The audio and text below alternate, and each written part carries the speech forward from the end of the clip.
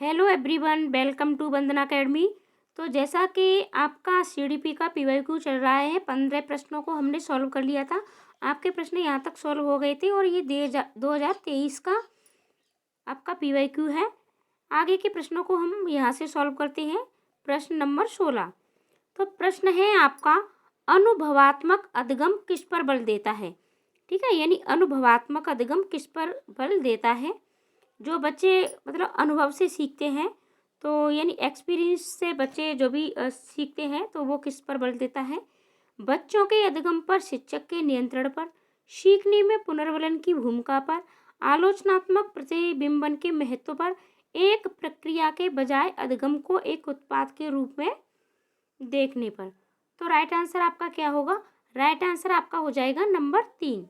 ठीक है, right answer आपका नंबर 3 हो जाएगा, आलोचनात्मक प्रतिबिंबन के महत्व पर। क्योंकि बच्चे के जो अधिगम है उसके शिक्षक पर नियंत्रण होगा, तो ये आपका नेगेटिव पॉइंट हो गया। और सीखने में पुनर्वलन की भूमिका पर, सिर्फ पुनर्वलन के लिए ही अधिगम होगा, तो ये क्या है, ये बच्चा इसमें नहीं सीखेगा, ये कोई भी अधिगम नहीं है। और अधिगम क्या है? अधिगम एक आपकी प्रोसेस है, एक प्रक्रिया है। ठीक है, ना कि एक उत्पाद। ठीक है, आपका कोई प्रोडक्ट नहीं है, ये उत्पाद नहीं होता है।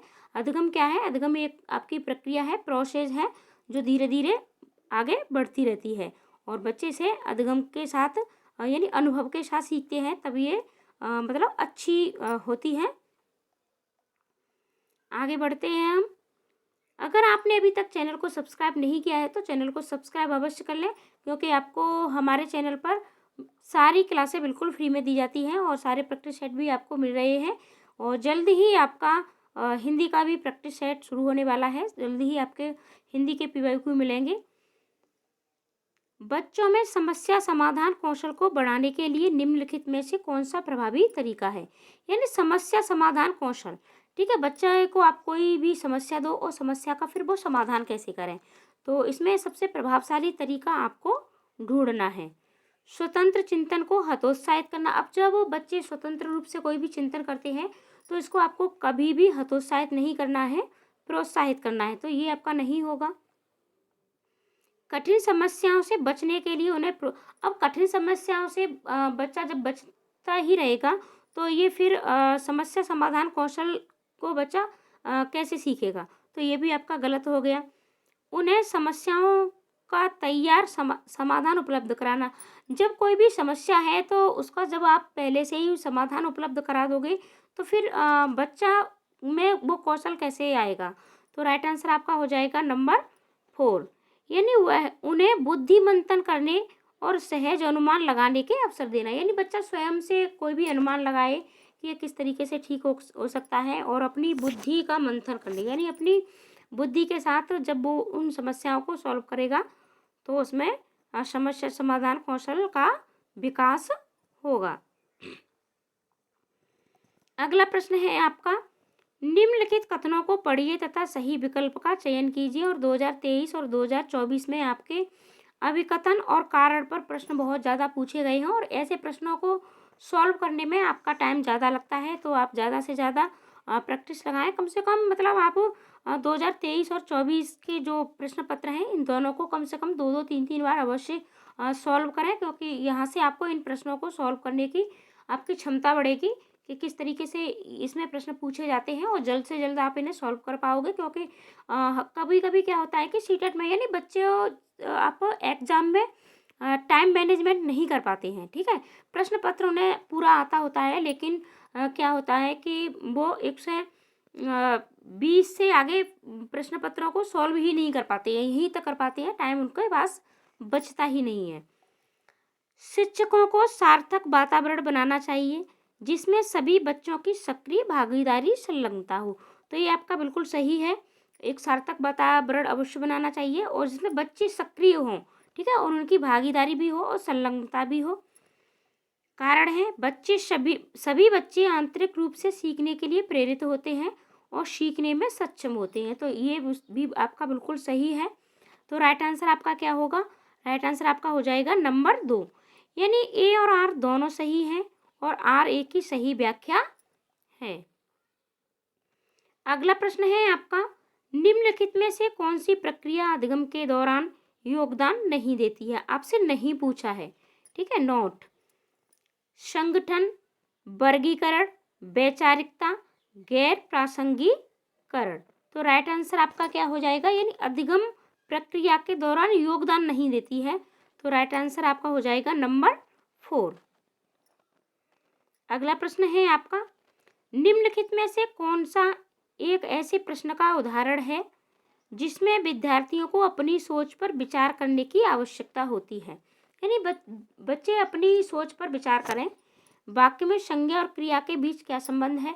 तो इसमें बच्चे जो भी उसने किताबों से पढ़ा है, जो भी टीचर ने बताया है, सिर्फ उसका एक छोटा सा आंसर दे देंगे। तो इसमें वो अपनी सोच पर विचार नहीं करेंगे।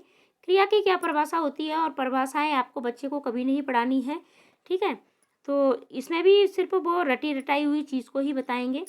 आप क्रिया को वर्तमान काल में कैसे बदल सकते हैं, तो इसे भी बच्चे बदल के आपको दिखा देंगे। तो इसमें भी अपनी सोच पर विचार करने की आवश्यकता नहीं है इन तीनों में से, तो ये आपके राइट आंसर नहीं होंगे। तो राइट आंसर आपका क्या होगा, नंबर 4। यानी कक्षा की शुरुआत से क्रियाओं के उपयोग के बारे में आपकी समझ कैसे बदली है। यानी आप अपनी सोच किस तरीके से बदली है, उसमें क्या क्या बदलाव आए हैं, किस कारण से बदलाव आए हैं, ठीक है। ये प्रश्न क्या है कि बच्चे अपनी सोच पर विचार करेंगे, ठीक है, और उन्हें इस पर विचार करने की आवश्यकता होगी। यानी ये एक अपसारी प्रश्न है, ठीक है, अपसारी चिंतन वाला प्रश्न है आपका। इसमें क्या है कि ये आपके जो तीनों ठीक है ऑप्शन थे, इसमें सभी बच्चों का आंसर समान हो सकता है, लेकिन इसमें आपका जो चौथा ऑप्शन है, इसमें सभी बच्चों का जो आंसर होगा, ठीक है, वो अलग अलग होगा। यानी बच्चे अपने अपने विचार इसमें रखेंगे, अपने अपने चिंतन को इसमें बताएंगे। अगला प्रश्न है, निम्नलिखित में से कौन सा विफलता के लिए आंतरिक आरोपण का एक उदाहरण है। यानी बच्चा है एक और वो विफल हो गया है, वो फेल हो गया है क्लास में, तो अब वो मतलब जो भी आरोपण कर रहा है, जो भी दोष दे रहा है, तो वो स्वयं को दे रहा है। तो स्वयं को दोष देने के लिए इसमें से कौन सा ऑप्शन सही है। मुझे निम्न ग्रेड प्राप्त हुआ क्योंकि शिक्षक कठोर तरीके से आंकते हैं। अब शिक्षक को दोष दे रहा है, तो ये भी नहीं होगा। मैं परीक्षा में फेल हो गया क्योंकि मैंने पर्याप्त पढ़ाई नहीं की, यही आपका राइट आंसर हो जाएगा। क्योंकि बच्चा आंतरिक रूप से यानी आरोपण, यानी अपने आप को आंतरिक रूप से आरोपण करता है क्योंकि उसने पर्याप्त पढ़ाई नहीं की। शिक्षक के पक्षपाती होने के कारण मुझे, अब शिक्षक को पक्षपाती बता रहा है, तो ये आंतरिक आरोपण का उदाहरण भी नहीं है। मैं परीक्षा में फेल हो गया हूँ क्योंकि मेरे दोस्त मेरा अब दोस्तों को भी जब देगा, ठीक है, आरोपण दोस्तों पर रखेगा, तो ये भी आंतरिक आरोपण का उदाहरण नहीं है। आंतरिक आरोपण का उदाहरण है आपका नंबर 2। तो राइट आंसर आपका हो जाएगा नंबर 2। आप वीडियो को लास्ट तक अवश्य देखा करें। प्ले लिस्ट में जाकर के भी आप सारे प्रैक्टिस को देख सकते हैं, और मैंने मतलब पीवाईक्यू की प्रैक्टिस की आपकी अलग प्लेलिस्ट बनाई है। सीडीपी की, ईवीएस की भी अलग है, एनसीईआरटी की आपकी अलग है। बहुत सारी प्लेलिस्ट बना रखी हैं, आप उन्हें अवश्य देखा करें। निम्नलिखित कथनों को पढ़िए तथा सही विकल्प का चयन कीजिए।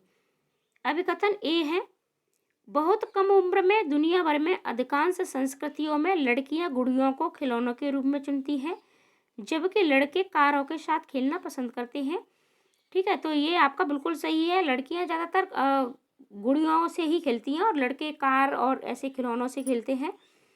बच्चे किसी विशेष संस्कृति की अपेक्षाओं के आधार पर एक लड़के या लड़की के लिए क्या उपयुक्त माना जाता है, इसके बारे में जानकारी व्यवस्थित करते हैं और उसके अनुसार व्यवहार करते हैं। तो राइट आंसर इसमें क्या होगा, राइट आंसर आपका हो जाएगा नंबर 2। यानी ये दोनों ही आपके सही हैं, अभिकथन और कारण। ए और आर दोनों सही हैं तथा आर ए की सही व्याख्या है। अगला प्रश्न है, आप वीडियो को बिल्कुल भी शेयर भी नहीं करते हो, लाइक कमेंट भी नहीं करते हो। आप अपना टॉपिक भी बता सकते हो कि आपको किस टॉपिक पर वीडियो चाहिए, तो आप हमें वो भी सजेस्ट करा सकते हो, आपको उसी टॉपिक पर वीडियो मिल जाएगी। ले वाइगोस्की के अनुसार डैश बच्चों के संकल्पनात्मक योग्यताओं के विकास में महत्वपूर्ण भूमिका निभाता है। मूर्त पुरस्कार, सहकर्मी सहयोग, सामाजिक अलगाव और मानकीकृत पाठ्यक्रम, ठीक है। यानी वाइगोस्की के अनुसार जो बच्चों के संकल्पनात्मक योग्यताओं के विकास में महत्वपूर्ण भूमिका किसकी होती है, तो इसमें होती है आपके नंबर 2 सहकर्मी सहयोग, ठीक है। यानी बच्चे को जहाँ भी बीच में ज़रूरत होती है, तो अपने से वयस्क, ठीक है, अपने से वयस्क या अपने सहकर्मी और अब जानकार की मदद ले सकता है बच्चा यहाँ। अगला प्रश्न है, लेव वाइगोस्की के अनुसार आंतरिक वाक, ठीक है, यानी बच्चा जब अपने आप से बात करता है, आंतरिक बात करता है, तो बच्चों के लिए काल्पनिक दोस्त के साथ संप्रेषण करने का तरीका है, संज्ञानात्मक अपरिपक्वता का प्रतीक है, विकासात्मक देरी का संकेत है, बच्चों के लिए अपनी सोच को नियंत्रित करने का एक तरीका है। तो राइट आंसर है आपका नंबर 4, यानी बच्चे जब भी कोई कार्य करते हैं तो क्या करते हैं कि अपने आप से बातें करते हैं कि अभी मुझे ये करना है, ये करना है। कभी कभी आपने देखा होगा छोटे बच्चे अपनी किताब कॉपियों को रखते समय, अपना बैग संभालते समय बात करते हैं, गुड्डे गुड़ियों को खेलते हुए भी बात करते हैं। तो ये क्या है, अपने आप को मतलब सोच को नियंत्रित करने का एक तरीका होता है वाइगोस्की के अनुसार। अगला प्रश्न है, 4 वर्ष की अपर्णा कहती है कि एक बटन जिंदा है क्योंकि ये उसकी शर्ट को एक साथ बांधने में मदद करता है। जीन पियाजे के अनुसार उसकी सोच की विशेषता है पारगमनात्मक तर्क, जीववादी चिंतन, केंद्रीयन, परिकल्पित, निगमनात्मक चिंतन। तो इसमें राइट आंसर है, यानी बटन को वो जिंदा समझती है। जब वस्तुओं को जिंदा समझना, जैसे गुड़िया को जिंदा समझना, गुड़िया से बात करते हैं बच्चे, खिलौनों से बात करते हैं और उनको जिंदा समझते हैं। तो इसमें क्या कहा गया है, यानी 4 वर्ष की अपर्णा है। तो जीन पियाजे आपके कहते हैं जीववादी चिंतन, यानी बच्चे मतलब खिलौनों को भी क्या करते हैं कि उनको भी जीवित समझ लेते हैं। तो ये है आपका जीववादी चिंतन। अगला प्रश्न है, निम्नलिखित में से स्वलीनता वाले विद्यार्थियों की विशेषता कौन सी है? कल्पना को तथ्य से अलग करने की श्रेष्ठ क्षमता, उन्नत सामाजिक भावनात्मक पारस्परिकता, बार बार दोहराव और आवर्ती व्यवहार, संवाद कौशलों का उच्च स्तर। तो राइट आंसर आपका हो जाएगा नंबर 3, यानी बार बार दोहराव और आवर्ती व्यवहार। कल्पना को तथ्य से अलग करने की श्रेष्ठ क्षमता भी नहीं है, ये स्वलीन विद्यार्थियों के बारे में पूछा गया है। अगला प्रश्न है, निम्नलिखित कथनों को पढ़िए तथा सही विकल्प का चयन कीजिए। अब कथन है आपका, शिक्षार्थियों के बीच समालोचनात्मक चिंतन को सुगम बनाने के लिए शिक्षकों को उन्हें विविध परिस्थितियों और विभिन्न दृष्टिकोणों से अवगत कराना चाहिए। बिल्कुल सही है, एक शिक्षार्थी है यानी एक बच्चा है, तो आप यानी शिक्षकों को क्या करना चाहिए, विविध परिस्थितियों और विभिन्न दृष्टिकोणों से आप विद्यार्थी को अवगत अवश्य कराना चाहिए, अवगत करा सकते हैं। कारण है आपका, जब विद्यार्थी विविध मतभेदों के बीच बातचीत में संलग्न होते हैं तो वे समालोचनात्मक और रचनात्मक रूप से सोचने की अपनी क्षमताओं को सीखने और समृद्ध करते हैं। तो ये भी कारण भी आपका बिल्कुल सही है। तो राइट आंसर आपका क्या होगा, राइट आंसर आपका हो जाएगा नंबर 2, ए और आर दोनों सही हैं, आर ए की सही व्याख्या है। अगला प्रश्न है, निम्नलिखित में से अधिगम का प्राथमिक लक्ष्य कौन सा होना चाहिए, यानी अधिगम का आपको प्राथमिक लक्ष्य देखना है। तथ्यों को रटाना आपको बिल्कुल भी नहीं है बच्चे को, यंत्रवत भी किसी भी चीज़ को आपको नहीं पढ़ाना है। बच्चे कोई यंत्र नहीं है जो बार बार आप उसको एक ही चीज़ को रटाना नहीं है, बार बार नहीं, यानी दोहराना नहीं है बार बार। समकक्षियों के साथ प्रतिस्पर्धा भी आपको नहीं करानी है बच्चों में। समालोचनात्मक चिंतन का विकास, तो राइट आंसर आपका हो जाएगा नंबर 4। राइट आंसर आपका क्या होगा, तो राइट आंसर आपका हो जाएगा नंबर 4। अगला प्रश्न है आपका,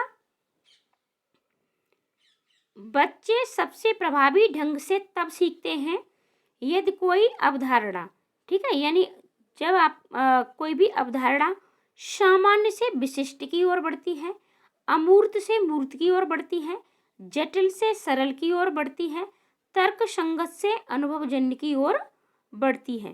तो अब देखो, इस प्रश्न को मैंने कई बार आपको बताया है, तो इसे हम दोबारा से देखते हैं। बात किसकी हो रही है, बच्चों की हो रही है। और बच्चे आपके पास कितने हैं, कक्षा 1 से 5 तक के बच्चे हैं, ठीक है। तो अब यहाँ उम्र बच्चे की कितनी है, तो उम्र भी आपकी 6 से और आप 14 वर्ष तक के बच्चों को ही मान के चलिए, ठीक है। इससे बड़ा बच्चा आपको नहीं मिलेगा, ठीक है। तो अब बच्चा भी है आपके, तो इसमें क्या होता है, तो यानी कब सीखेंगे प्रभावी ढंग से, तो राइट आंसर है आपका सामान्य से विशिष्ट की ओर। पहले जो भी सामान्य चीज़ें हैं बच्चे उसको सीखते हैं, तब हम विशिष्ट की ओर बढ़ेंगे, ठीक है। जैसे कि हम बच्चों को सामान्य सी चीज़ है कि आप बच्चों को जड़ दिखा सकते हैं बहुत से पौधों की, वृक्षों की, और फिर आप उसे विशिष्ट की ओर ले जा सकते हैं कि सभी वृक्षों में जड़ होती है। और अगर अमूर्त से मूर्त की ओर नहीं बढ़ना है, पहले बच्चे मूर्त से अमूर्त की ओर बढ़ते हैं, ठीक है। सरल से जटिल की ओर बढ़ते हैं, ये जटिल से सरल की ओर दिया गया है। अनुभवजन्य यानी बच्चे ने जो अनुभव किया है, बच्चा जो जानता है पहले से, ठीक है, उसके बाद आप तर्क संगत की तरफ बढ़ सकते हो। तो ये सब उल्टे हैं आपके, तो बच्चों के लिए इसमें से सबसे प्रभावी हो जाएगी आपके सामान्य से विशिष्ट की ओर। अगला प्रश्न है आपका, और ये आपका लास्ट प्रश्न है आपका 2023 का पेपर फर्स्ट की CDP इसी के साथ पूर्ण हुई। और अब पेपर सेकंड यानी 2023 पेपर सेकंड की CDP की अगली वीडियो आपको मिलेगी। विद्यार्थियों की सीखने की शैलियों की विविधता को महत्व दिया जाना चाहिए और मानव विविधता के प्रतिबिंब के रूप में देखा जाना चाहिए। उपेक्षा आपको बिल्कुल भी नहीं करनी है, यानी विद्यार्थियों के सीखने की शैली और विविधता, तो उपेक्षा आपको नहीं करनी है। को शिक्षण अधिगम प्रक्रिया के दौरान ध्यान में अवश्य रखना है आपको एक शिक्षक होने के नाते। को शिक्षण अधिगम प्रक्रिया में बाधा और अवरोध के रूप में भी आप नहीं देख सकते हैं। तो राइट आंसर आपका क्या हुआ, राइट आंसर आपका हो गया नंबर 1। राइट आंसर आपका क्या होगा, नंबर 1। यानी बच्चों की जो सीखने की शैलियाँ हैं, विविधता है, उसको आप महत्व दिया जाना चाहिए, महत्व दे सकते हैं। मानव विविधता के प्रतिबिंब के रूप में भी आप उसे देख सकते हैं, एक संसाधन के रूप में प्रयोग कर सकते हैं। तो आप कमेंट करके अवश्य बताएं वीडियो आपको कैसी लगी, ज़्यादा से ज़्यादा शेयर भी करें। और अगर आप पहली बार जुड़ रहे हैं तो चैनल को सब्सक्राइब भी अवश्य कर लें, क्योंकि डेली आपको PYQ मिल रहे हैं और CDP का PYQ पूर्ण पेडागोजी के साथ आपको सॉल्व कराया जाता है, ठीक है। वीडियो पर थोड़ा क्वालिटी हो सकता है, 240 वाली पिक्सल नहीं आते हैं, लेकिन आप बढ़ा करके 360 पर देख सकते हो। ये यूट्यूब की तरफ से है और हम पूर्ण मतलब सभी HD में ही वीडियो अपलोड करते हैं, लेकिन 240 पिक्सल नहीं आता है। अभी कुछ वीडियो पे प्रॉब्लम हो रही है, लेकिन आप वीडियो की क्वालिटी बढ़ा के और वीडियो को पूरी अवश्य देखा करें। आज के लिए इतना ही, धन्यवाद।